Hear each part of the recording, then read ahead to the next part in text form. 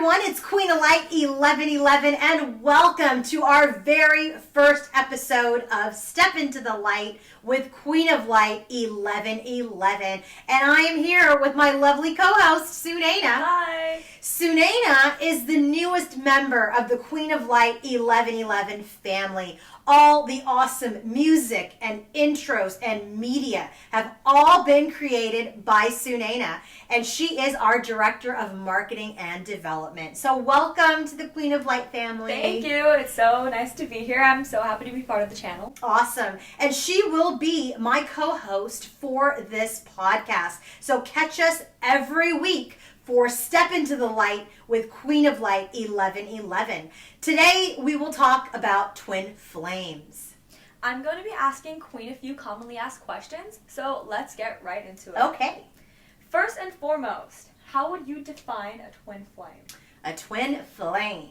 Well, twin flame is a term that is so widely used right now, right? I mean, you're probably hearing it on the media. Celebrities are using it, right? Everyone that you see on YouTube is now talking about twin flames. Twin flames are actually very, very rare connections, okay? Not everybody is in a twin flame connection. Twin flames are your mirrored soul. So that person that you encounter as your mirror, as your reflection, is your twin flame, okay? Some people say twin flames are the other half of your soul. Mm-hmm. That is not my belief system. I did not come onto this earth as half a human, half a soul. I came into this world with as a complete person and with my entire soul. And that's why I define twin flames as your mirrored soul. A twin flame is someone that you've spent many lifetimes with. A twin flame is someone that your soul recognizes instantly when you connect. So for me, again, my opinion, what is a twin flame? A twin flame, your mirrored soul. What's a twin flame? What do you feel when you meet your twin flame? You feel that soul connection, that deep soul connection and recognition. So when you're together and you finally meet and you come together, it is honestly like energy attracting. It's like that positive and negative magnet that finally comes together and like boom, you fit. You just fit and you just know it. What else constitutes a twin flame? I strongly believe it is this energy where they are just as invested as you in the connection, okay? So just as much as you love and want them, they want the same too. That's what I call the bubble phase, which we're going to talk about in episode 2. So when you're creating this bubble phase and you're creating this love, like you almost sit back. It's not like a soulmate connection where like you love them and they love you and it's easy and it's all good. It is this intensity of a bubble. Well, you talk about, when I talk to clients and they talk about when they first met their twin, right, twin flame, right, then how it was a whirlwind and it was magnetic and it was like out of this world. It was an experience that they never felt with anybody else. So when they're creating this bubble phase, then what happens is the bubble gets popped. And then now you experience this deep pain of separation. I have heard so many clients say to me, oh, I've broken up with people before and it's not a problem. I move on and I'm great. But when you separate from your twin, then that is called the dark night of the soul energy, which we'll talk about in episode 2. It is that deepest pain that you will feel because you will feel like your soul is separating, right? Granted, you have your own soul, but you feel that energy moving away from you, and all you try to do is grasp it. Twin flames, it is essential, and I talk about this all the time in my readings. Separation is essential for the healing. With the twin flame, you have had several lifetimes together where you've worked through some of these triggers, things that trigger you in this lifetime. You've worked through those in the past life. So you come into this life with that, some of those wounds that maybe aren't healed, right? So when you reconnect with your twin in this earthly pain and then you separate, you're working through some of those old wounds. This journey is about union of self. right? I say that all the time. This journey is about healing and ascension and being the light. And only through separation are you able to rise again from that dark night of the soul energy and heal yourself, raise your vibration, and find that completion within yourself. Because initially, you feel that like pain of the separation and the loss of your twin, but that becomes your motivation to heal, to rise, right? To awaken, because you're awakening through this whole process. And then to be the light, because ultimately, also, not only is this about union of self, but this is about ascension, being the light, and raising the vibration of the planet. Does that make sense? That makes sense. So what would you say is the difference between a twin flame versus a soulmate? That's a good question. A commonly asked question. So it's really good because I think sometimes people get confused. A twin flame, like I said, is your mirrored soul, is someone you've spent lifetimes with. You only have one twin flame, okay? I also don't believe in the system that people have been talking about, that twin flame soul moves from person to person. There's actually talk about that. Really? Yeah. A twin flame is not an easy relationship. It's really not an easy relationship.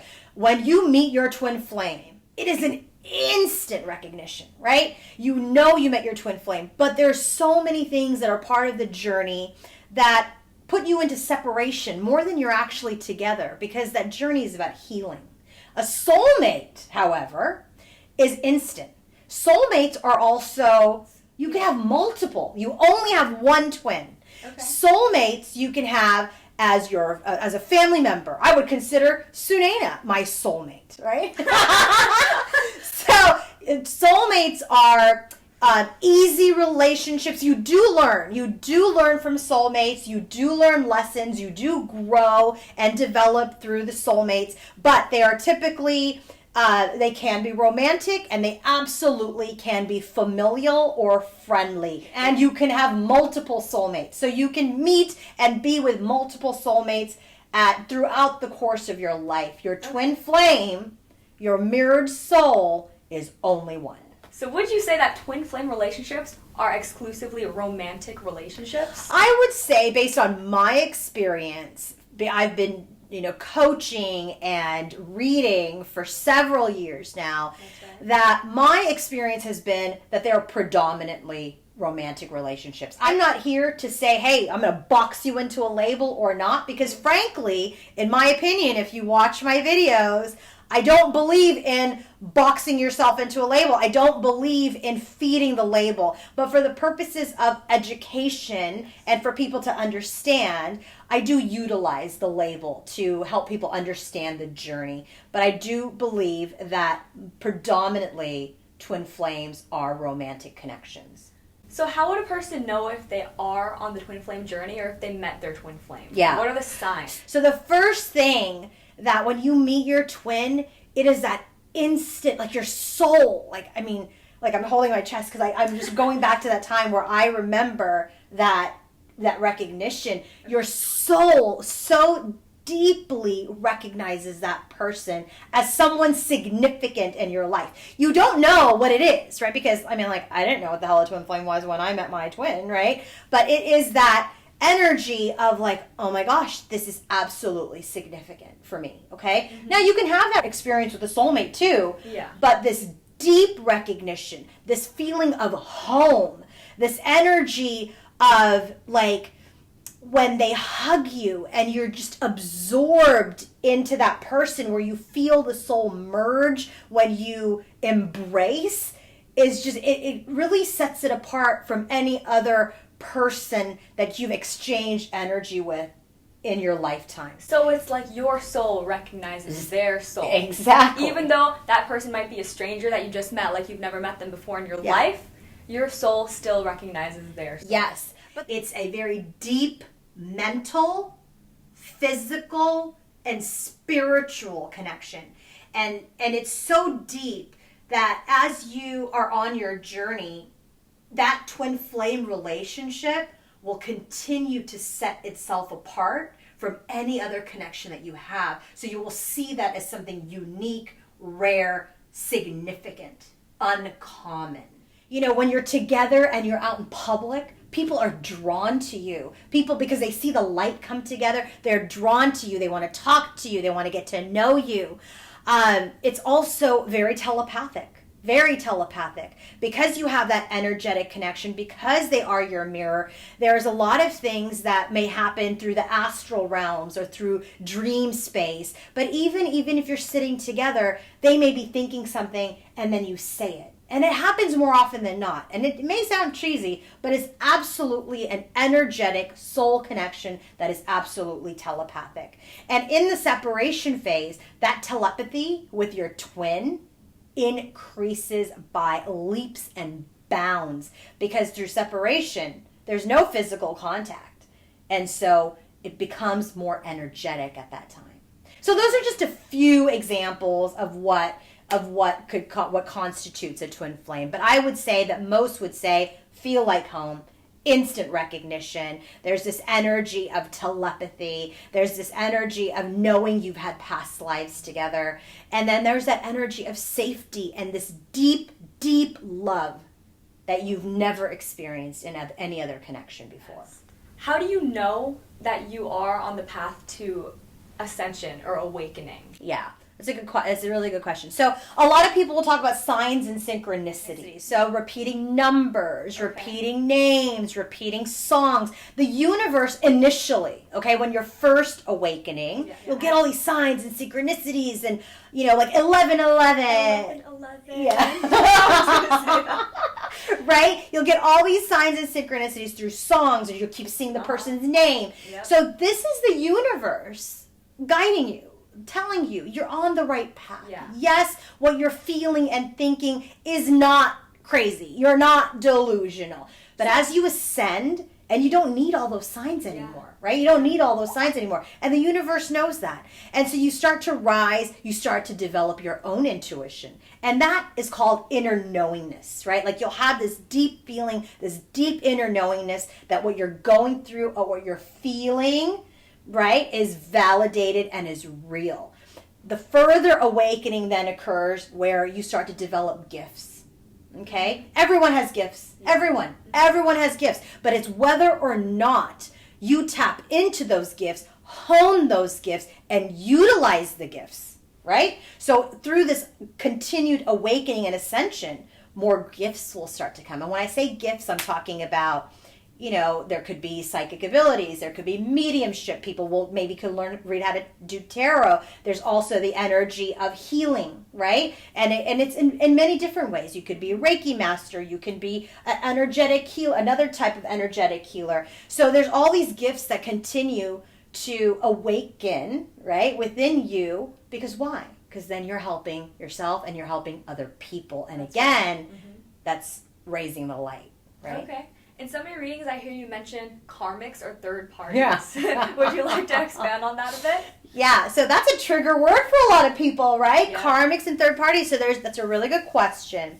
Karmics and third parties, so I view them totally separate. Okay? So a third party is an interference typically, or another energy that can get in, can create a trigger or an issue within the twin flame connection. Within any connection, actually. Yeah. Third parties can be friends. It could be family members. It could be a job. It could be anything, right? Anything outside of the couple, right? So they don't necessarily have to be romantic. But a karmic, for example, a karmic is a very toxic relationship, mostly, that one or both parties may be in. And so I use the word toxic. I don't want to say loosely. I'm using the word toxic. I'm going to stand behind it, because here's the thing. When you are in a karmic connection, it is an energy where, yes, you feel like you have a bond, you're attached to the person, but it's attachment. Karmics are attachments, right? Yeah. And in the twin flame journey, we talk about detachment. That's very important. Right. So in the karmic connection, people have a very tough time letting go. Issues of codependence, issues of volatility and personalities and arguments and very toxic behaviors, addictions. All of these things come up in a karmic relationship. They're necessary. I tell everybody, listen, when you're in a twin flame connection and there's a karmic or a third party, embrace it. Why? It's not your lesson to teach. It is that person's role in the life of your partner or even in your own life to teach you a lesson. So those karmics bring very, very big lessons to the twin when there's a karmic relationship involved. Like if the twin is in another relationship or married, that karmic partner serves as a very big lesson for that person. Okay. Do you think that being attached to the twin flame label can be unhealthy for a person? Yeah, absolutely.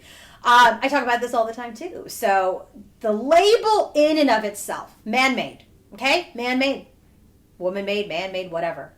It is a label that if people hold on to it so strongly, it creates attachment. And what I just said, this journey is about detachment.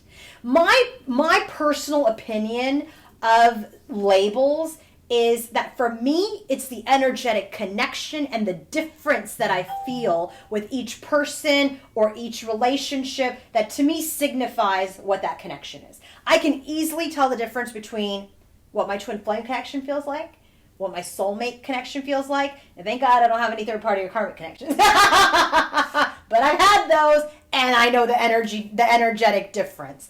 But the label in and of itself, so there's not all bad and it's not all good, right? It's all in moderation. If you attach too much, I'm a twin flame and I can't let go because I'm in this journey and I have to wait forever, that's a problem. When you use the label to say, I understand my journey, I understand this is significant, I understand this is for myself, and that's how you use the label, and I think that's perfectly acceptable. But if you're holding on to the label and then you feel tied down by it, then that's a problem. Yeah. So the label is again, it's how you perceive the label, but you cannot define yourself by it. Right? Remember, all these labels are created by people. So never a good idea to just box yourself into something. It's always good to make sure that you're feeling the energetic difference between the connections. So the label in and of itself, if you have a good understanding of the journey, if you understand that the journey is about union, it is a divine connection, it is here for your soul's evolution, for your growth, for raising the vibration on the planet, I think that's healthy. This twin flame journey is absolutely a journey about the evolution of the soul. It's about the union of self. Well, we hope that you enjoyed our first podcast. We wanted to keep this one short and sweet. Next week, we'll be doing another video, and it'll be on the twin flame journey. And again, please welcome Sunaina to the family. And thank you so much for your thoughtful question. Thanks for having me. Join us for future episodes of Step Into the Light with Queen of Light 1111 with Sunaina. And join us next week. Have a great day, everybody, and we'll be back soon. Bye.